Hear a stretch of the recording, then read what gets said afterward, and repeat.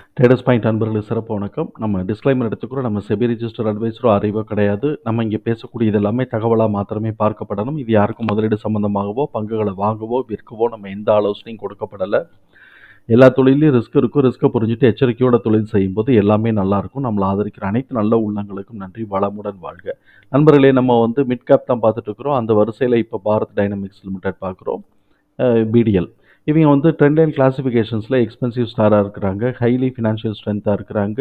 But over வேல்யூஷனாக இருக்குது. Bullish ட்ரெண்டில் moderate bullish ட்ரெண்டில் இருக்குது. அதே சமயத்தில் அனாலிசிஸ்ட் என்ன பண்ணியிருக்கிறாங்கன்னா 1257ன்னு சொல்லிட்டு டார்கெட்டை டவுன் சைட் பண்ணியிருக்கிறாங்க. பிஇ ஜோனை பொறுத்த வரைக்கும் செல் ஜோன் தான் காட்டிகிட்டு இருக்கு. ஃபண்டமெண்டல் கீ மெட்ரிக்ஸில் interest coverage ratio 289, current ratio 3.1. So இப்போ ரொம்ப high level of solvency ratio maintain பண்ணிட்டு இருக்கிறாங்க. ஆர்ஓசிஇ 11ஆகவும் ஆர்ஓஇ 16ஆகவும் இருக்குது. ஸோ இப்போ இது ஒரு மாடரேட் ரிட்டர்ன், நல்ல ரிட்டர்ன் தான். மாடரேட் லெவலில் நல்ல ரிட்டர்ன் எடுக்கிறாங்க அப்படிங்கிறது புரியுது. ஸோ இப்போ டெப்ட் டு ஈக்விட்டி பார்த்தோம்னா இங்கே கேப் டேட்டா இல்லாததுனால கடன் இல்லாத கம்பெனி. ஸோ கடன் இல்லாத கம்பெனி, ஒரு நல்ல ரிட்டர்ன் எடுக்கக்கூடிய company, high level of solvency பொசிஷனை மெயின்டைன் பண்ணிட்டு இருக்கக்கூடிய கம்பெனி அப்படிங்கிற கண்ணோட்டத்தோட அடுத்த லெவலுக்கு போகிறோம். இப்போ பிஇ 91.6 இருக்குது. பிபி 15.4 இருக்குது. நமக்கே தெரியும் இது ஓவர் வேல்யூஷன். அதே மாதிரி தான் இங்கேயும் பார்த்தோம்னா கிட்டத்தட்ட ஓவர் வேல்யூஷன் ரெட்டுக்கு வந்துருச்சு, 12 கிட்டேக்கு வந்துருச்சு. ஸோ இப்போ இது நம்ம யோசிக்க வேண்டிய ஒரு விஷயம்தான். சரி, இப்போ அடுத்தது 1 இயர் ஃபார்வர்டு இபிஎஸ் என்ன பண்ணியிருக்கிறாங்க, 22 இருக்குது. அதே மாதிரி சர்ப்ரைஸ் எதிர்பார்க்குறாங்க. ஃபோர்காஸ்டர்ஸ் 16% சர்ப்ரைஸ் எதிர்பார்க்குறாங்க. அப்படி வந்தது அப்படின்னு சொன்னாக்க என்னவா இருக்க முடியுது அப்படின்னு பார்ப்போம். 22 இன்ட்டு 0.16 போட்டோம்னா 3.52 வருது. Plus 22 into 25. அப்போ இது 638 தான். சர்ப்ரைஸ் 16ஐயும் ஆட் பண்ணியும் நமக்கு கிடைக்கக்கூடிய ஃபிகராக இருக்குது. ஸோ இப்போ இந்த 638 நம்ம மனசில் ஞாபகம் வச்சுக்கணும்.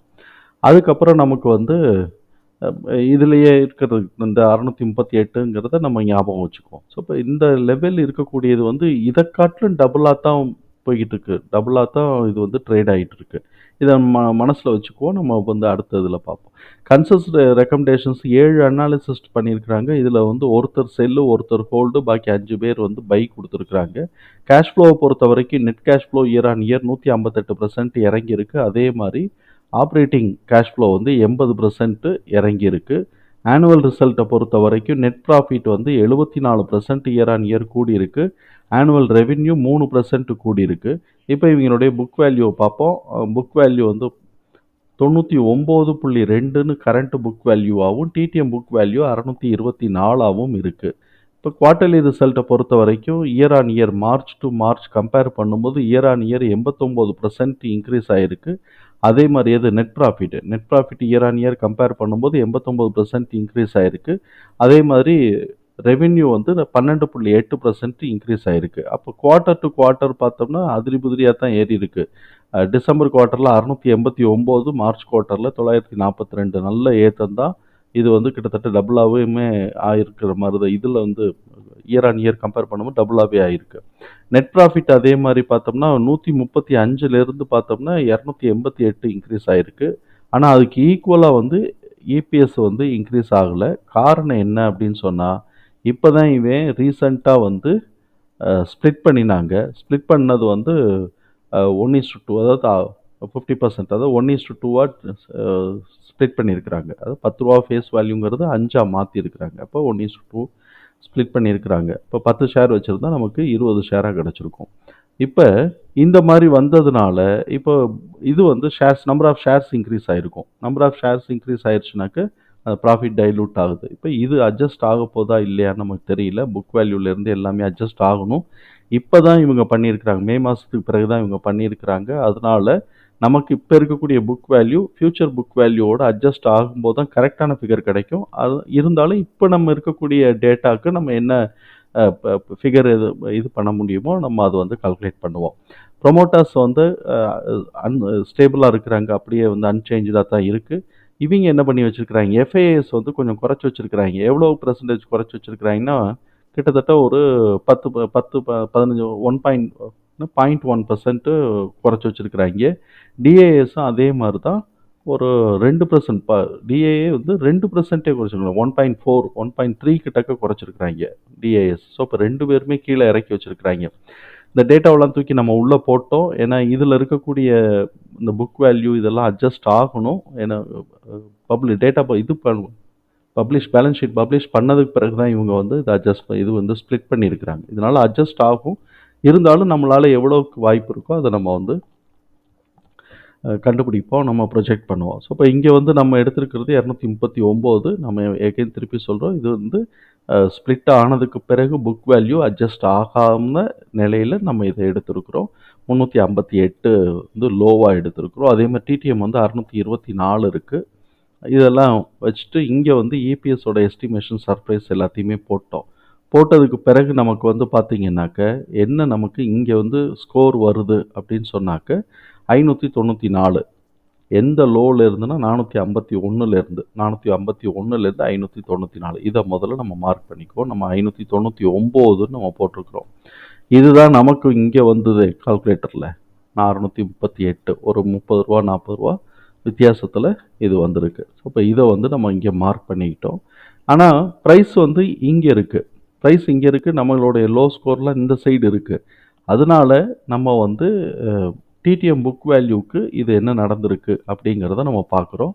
அப்படி நம்ம பார்க்கும்போது எடுக்கக்கூடிய லோங்கிறது வந்து இந்த 600க்கு தான் நம்ம லோ எடுக்கிறோம். அப்போ அந்த 600க்கு லோ எடுத்தோம்னா 599 இன்ட்டு 1.5 போட்டோம் அப்படின்னு சொன்னால் 898 வருது.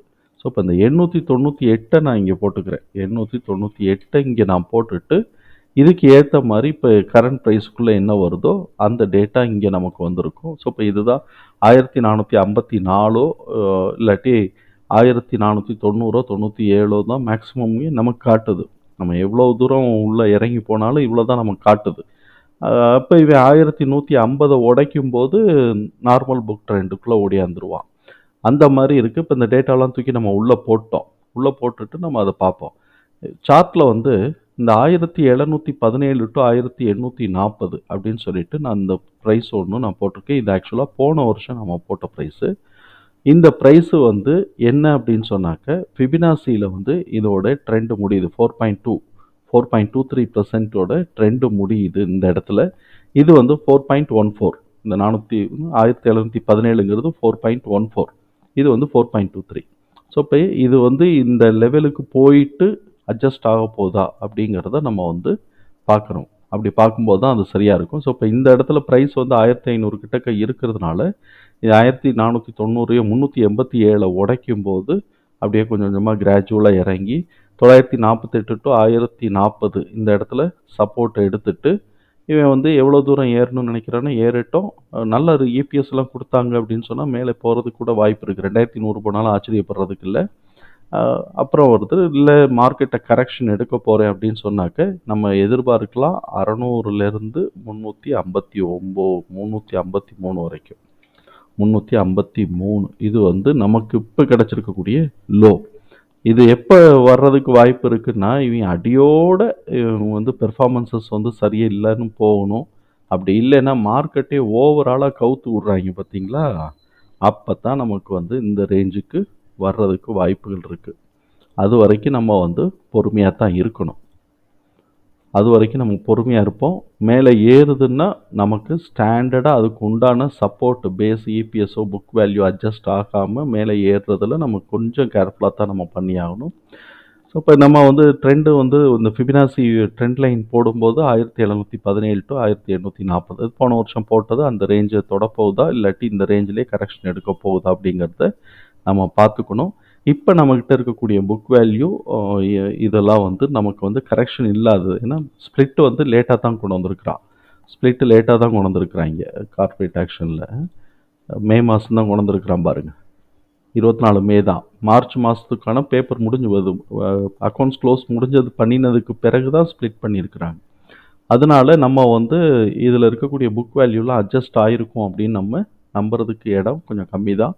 இருந்தாலும் நம்ம இருக்கிறத வச்சுட்டு நம்மளால் போட்டு எடுத்துருக்குறோம். இந்த ப்ரைஸஸ்லாம் புக் வேல்யூ அட்ஜஸ்ட் ஆகும்போது மாறும். ஸோ இப்போ 1387 உடைச்சா அப்படின்னு சொன்னாக்க 1150, அப்புறம் 1090 இந்த ரேஞ்ச் 1137, அப்புறம் 948 டு 1040 இதில் எங்கே சப்போர்ட் எடுக்கிறான்னு பார்க்கணும். இந்த கேப் அப் இந்த கேப் அப் இருக்குது. அட்லீஸ்ட் இதையாவது இவன் வந்து ஃபில் பண்ணுறதுக்கான வாய்ப்புகள் இருக்குது அப்படிங்கிறது தான் நம்மளுடைய புரிதல். தகவல் நமக்கு பயனுள்ளதாக இருந்ததுன்னா சங்கருக்கு ரொம்ப சந்தோஷம். நம்மளை ஆதரிக்கிற அனைத்து நல்ல உள்ளங்களுக்கும் நன்றி.